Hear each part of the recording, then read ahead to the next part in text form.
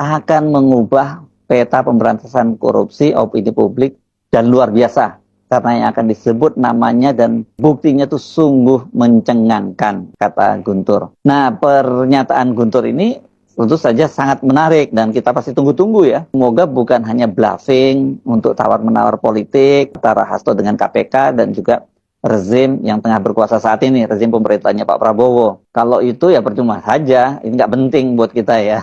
Silakan dimainkan sendirilah begitu ya. Kalau benar akan mengubah peta pemberantasan korupsi, tentu publik sangat berkepentingan. Ini yang saya kira penting buat kita ya, soal publik opini. Kalau itu kaitannya dengan Hasto, itu urusannya Hasto dan PDIP. Karena bagaimanapun juga setelah dia ditetapkan sebagai tersangka ini, meskipun ada upaya dari PDIP untuk menjustifikasi bahwa penetapan itu ada kaitannya dengan sikap kritisnya terhadap Jokowi, tapi banyak juga kok yang saya amati para netizen juga pengamat yang mendukung langkah yang dilakukan oleh KPK untuk menetapkan Hasto sebagai tersangka. Ini karena berkaitan dengan kasus Harun Masiku yang sudah berlarut-larut selama 4,5 tahun lebih, dan pada waktu itu memang nama Hasto itu disebut-sebut, apalagi kan Ketua KPK Setio Budianto itu secara runtut dan jelas waktu dia menyampaikan jumpa persnya itu menjelaskan apa sih salahnya Hasto itu. Ada kesalahan sebelum Harun Masiku buron dan setelah Harun Masiku buron. Kalau kesalahan sebelum Harun Masiku buron itu, ya Hasto disebut terlibat dalam kasus atau delik korupsi karena dia menyuap Komisioner KPU Wahyu Setiawan. Dan waktu itu disebutkan bahwa sebagian duit 600 juta yang diberikan oleh Harun Masiku ke Wahyu Setiawan itu disiapkan oleh Hasto. Sementara kemudian ketika Wahyu Setiawan di OTT oleh KPK itu, kan Hasto kemudian memerintahkan menghilangkan barang-barang bukti yang bisa mengaitkan dengan dia dan meminta agar Harun Masiku itu kabur, dan akibatnya Harun Masiku sampai sekarang buron setelah 4,5 tahun lebih.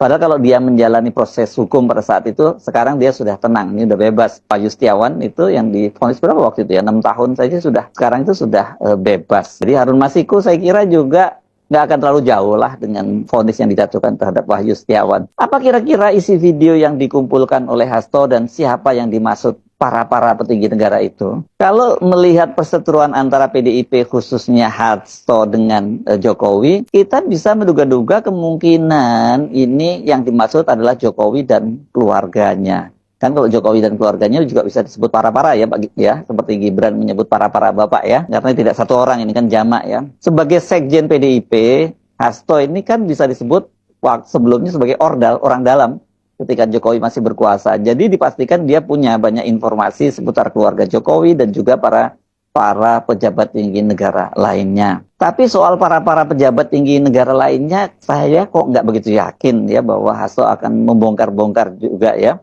Karena kan itu hanya akan menambah musuh dan memperbanyak medan pertempuran yang harus dia hadapi dan dia menangkan. Berhadapan dengan Jokowi dengan para keluarganya saja menurut saya itu sudah sangat berat ya buat Hasto. Sebagai mantan presiden selama 2 periode, Jokowi juga pasti punya catatan yang lengkap tentang apa yang dilakukan oleh para petinggi PDIP selama dia berkuasa. Ini menjelaskan kenapa PDIP selama ini juga nggak berani frontal berhadapan dengan Jokowi selama dia berkuasa.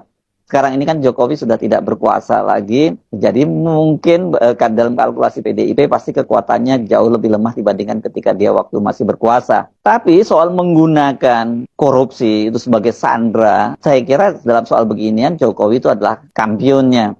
Sebuah praktik politik yang disebut oleh Uskup Agung Jakarta Kardinal Ignatius Suwarius digunakan oleh politisi busuk yang menggunakan kasus korupsi untuk membunuh lawan-lawan politiknya. Selain sikap kritis Hasto terhadap Jokowi, ini banyak sekali pernyataan-pernyataan Hasto itu yang menyerang Jokowi dan keluarganya, dan kemudian itu yang disebut oleh Hasto setiap kali dia kritis terhadap Jokowi, maka kemudian masalah kasus Harun Masiku itu diungkit-ungkit lagi gitu ya.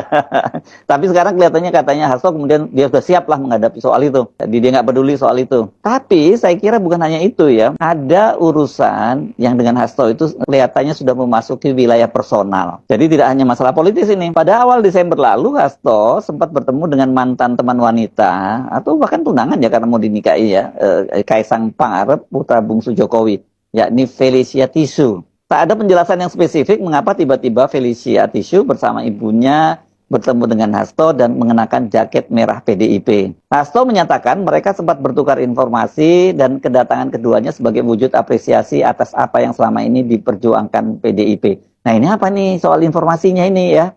Apakah lebih masalah personal, hubungan antara Kaisang yang kemudian kandas dengan Felicia yang pada waktu itu dia mengaku di ghosting, atau ada soal lain? Kenapa saya mempertanyakan kenapa kita bisa menduga-duga bahwa Felicia ini mengetahui hal yang lain? Karena ini dalam sebuah video yang sempat diunggah di reel akun Instagramnya Felicia itu, dia sempat membuat video rupanya percakapan dengan Hasto yang dia waktu itu menanyakan apa yang dimaksud dengan gratifikasi. Hasto kemudian menjelaskan gitu ya. Dan kemudian disinggung-singgung juga soal penggunaan jet pribadi. Dialog pendek Hasto dengan Felicia yang membicarakan gratifikasi itu memang sulit untuk tidak dikaitkan dengan kasus yang membelit Kaisang dan istrinya yang sempat mengundang kehebohan ketika keduanya terbang ke Amerika Serikat menggunakan jet pribadi. Kaisang bahkan sampai harus mendatangi KPK untuk mengklarifikasi kasus yang disebut oleh netizen dan pengamat sebagai gratifikasi. Dan endingnya kita tahu, akhirnya setelah tertunda-tunda lama begitu, KPK menyatakan bahwa itu tidak termasuk sebagai gratifikasi. Ya nggak kaget kalau KPK menyatakan seperti itu. Felicia ini sekedar refresh saja sempat membuat gempar ya ketika dia mengunggah sebuah pengakuan di channel YouTube-nya bahwa dia secara aneh dan kejam ditinggalkan atau di ghosting waktu dia, banyak yang menyebutnya seperti itu, oleh Kaisang, padahal sebelumnya Kaisang itu sempat berjanji akan menikahinya. Padahal ini ya urusannya kalau sudah mau janji nikahinya itu. Felicia menyebut apa yang dialami saat itu amat aneh dan dia menyebut Kaisang kejam karena tetap aktif di media sosial meski menghilang dari radar Felicia.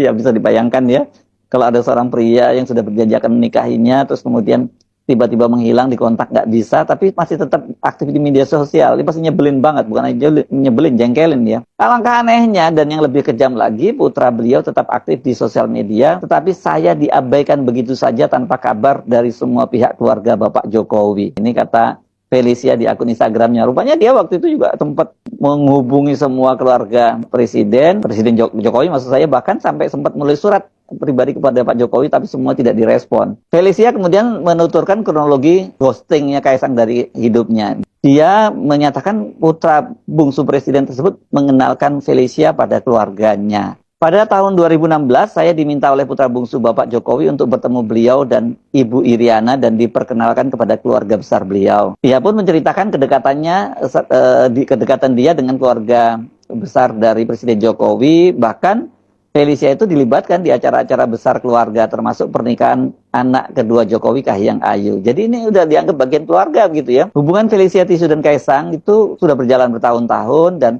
katanya sih dia sempat dijanji akan dinikahi oleh Kaisang. Pada akhir Desember, ini maksudnya tahun 2021 ya, putra beliau menelepon dan mengatakan secara langsung kepada saya untuk menikah dan sudah memberitahu kepada Bapak Jokowi. Putra beliau pun sudah meminta restu pada orang tua saya. 2 minggu kemudian, putra beliau, maksudnya ini Kaisang, menghilang dan memblokir seluruh kontak seluler.